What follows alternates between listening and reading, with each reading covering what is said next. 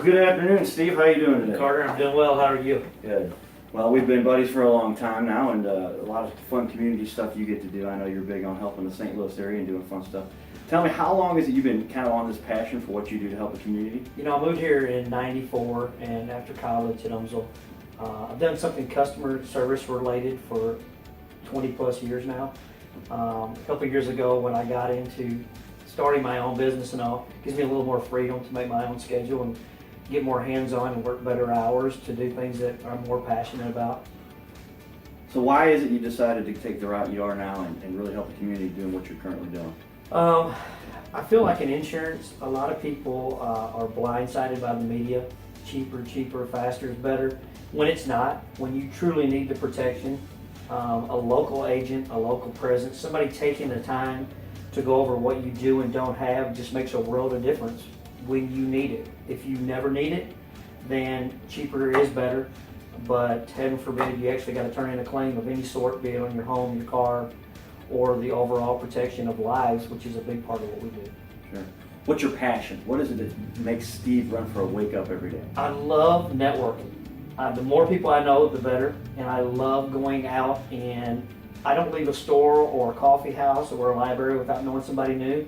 So I just love meeting more people, and I'm a pretty good connector of people. So you probably know that better than I, but just the more people you know, the more opportunities surround you. So I just love getting up every day and meeting great new people.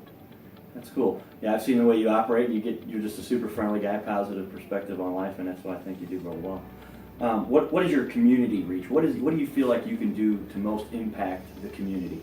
A couple of years ago, I went through a really bad depression, and I kind of think it was God's way of waking me up to being average and below average.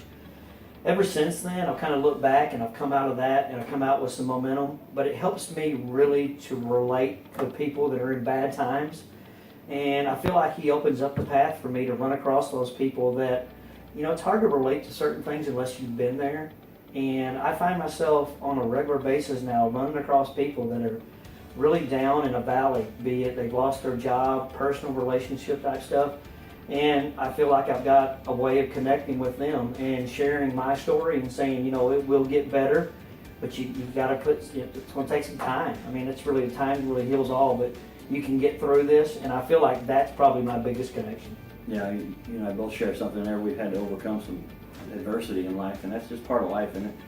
So what's the most fun thing you think you've ever been able to do? I kind of popped this one over. What's the most fun thing you've ever been able to be part of that you've done with your life? I've been to Vegas a couple times, and probably the funnest thing I've ever done is I free climbed Red Rock, which is a small little mountain right outside of Vegas. Nothing where we scaled up with equipment, but we free climbed up as far as we could get. And it was just absolutely stunning and breathtaking to be able to get up that high with no equipment. And had a great shot of Vegas in the background. And it took us about 3 hours to get up, 3 hours to get down. And for somebody that's never traveled outside of the U.S., that was the most exhilarating thing. That's the coolest atmosphere I've taken part hands-on in. So no equipment, no safety gear. You're up on a mountain. It never was straight up, but we worked our way up nooks and crannies. Wow. Yeah. All right. With that, then the last question: what would be the one place? Where would the one place be if you could be anywhere in the world? If I could be anywhere in the world, I think it would be Australia. Australia. Yep. I just, it looks like it's an area where, and I know a lot of that's probably pulling my attraction because of the accent, but it just looks like a great area that everybody's really laid back, and we're so go here in the U.S.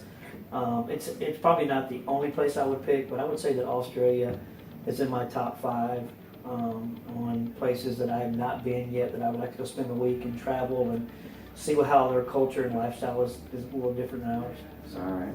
Well, I'll work on that for you a little bit.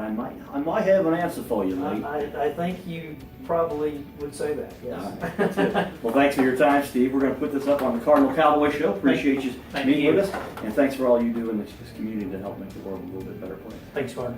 All right, guys, that's the end of our interview here with Steve Renfro. He's doing an awesome job here helping our community.